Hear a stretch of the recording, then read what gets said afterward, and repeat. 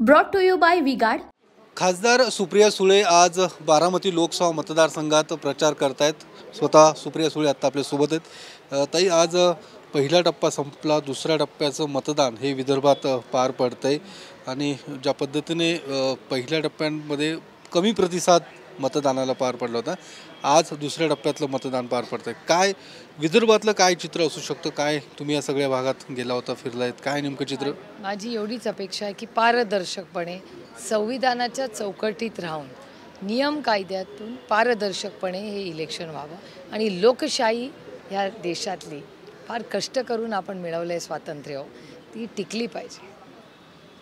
आज आचारसंहितेमध्ये यांच्या विरोधात अजितदादांच्या विरोधात तक्रार करण्यात आली होती। मधल्या काळात निधीच्या संदर्भात अजित पवारांनी जे स्टेटमेंट केलं होतं, EVMचं बटन दाबा मी तुम्हाला निधी देतो, या संदर्भात तक्रार करण्यात आली होती। मात्र या संदर्भातच आता त्यांना क्लीन चिट देण्यात आलेली आहे अजित पवारांना। मला असं वाटतं आता आम्ही तर कंप्लेंट केलेलीच होती, सगळ्यांनाच ती गोष्ट खटकली होती, हे मी वर्तमानपत्रात वाचलं आणि त्याच्यामुळे त्यांना जर क्लीन चिट मिळाली असेल तर ते आता आपण मान्य केलं पाहिजे ना। काल अदृश्य शक्तीचे राज्य चालवते असं माननीय मुख्यमंत्री म्हणतात, त्यामुळे अदृश्य शक्तीच्या मनाप्रमाणेच आज राज्यात सगळं चाललंय।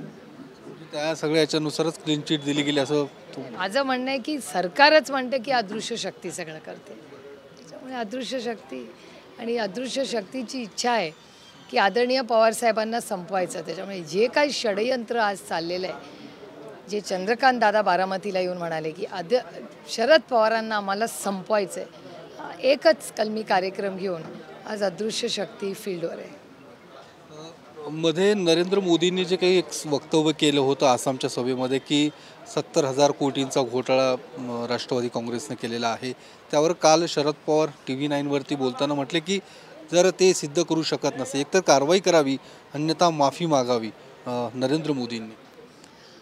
बरोबर आहे, आमची लाईन अनेक वर्षाची आहे की अशोक चव्हाण असतील किंवा अनेक असे लोक जे आज भारतीय जनता पक्षात आहेत किंवा त्यांच्या मित्र पक्षात, काश्मीर टू कन्याकुमारी, काश्मीरपासून कन्याकुमारीपर्यंत अनेक लोकांवर त्या सगळ्यांनीच आरोप प्रत्यारोप केले आणि त्याच्यामुळे मला असं विचाराल तर ही संपूर्णपणे देशाची फसवणूक आहे।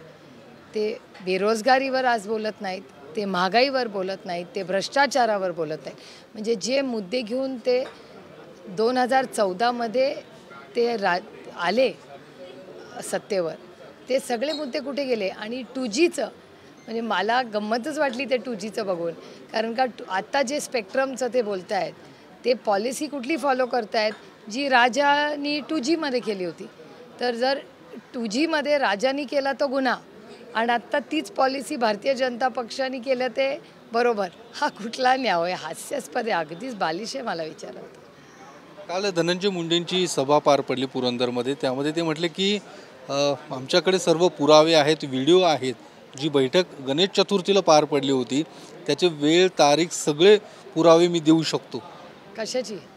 जी बैठक जी पवारसाहेब नाकारतायत किंवा अमित शहांसोबत किंवा भाजपसोबत जी काही बैठक झाली होती त्या संदर्भातले सर्व व्हिडिओ पुरावे माझ्याकडे आहेत आणि जर वाटलं तर मी ते समोरसुद्धा ठेवेन, असं धनंजय मुंडेंनी काल आरोप केलेला। त्याचं स्वागत आहे, स्वागत आहे त्याचं, जरूर त्यांनी दाखवावं, त्याच्यात काय प्रॉब्लेम आहे?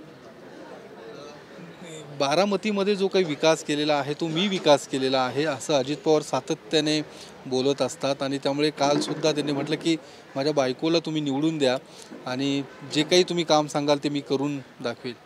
त्यांच्याच विचाराचा खासदार इथे 18 वर्ष आहे।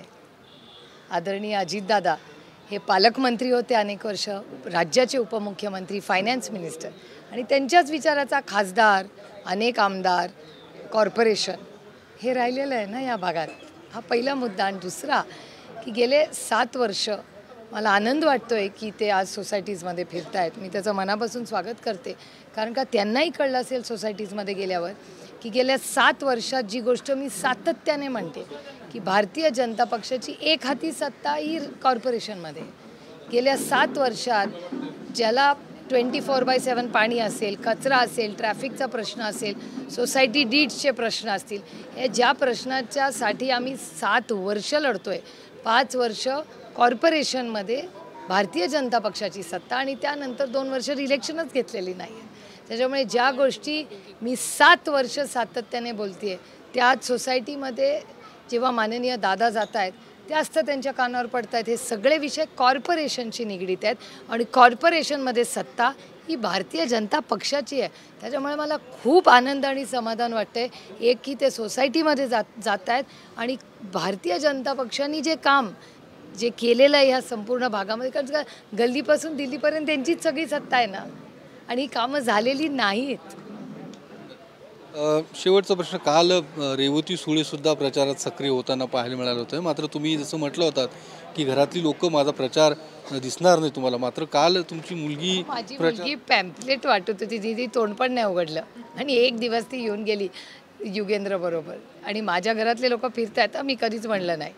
माझे बंधू, माझ्या वहिन्या, घर का माझे ते पण माझ्या घरातलेच आहेत ना. आणि माझ्या मुलीने एक दिवस पॅम्पलेट वाटलं आईसाठी, तर त्याच्यात काय मोठी गोष्ट आहे.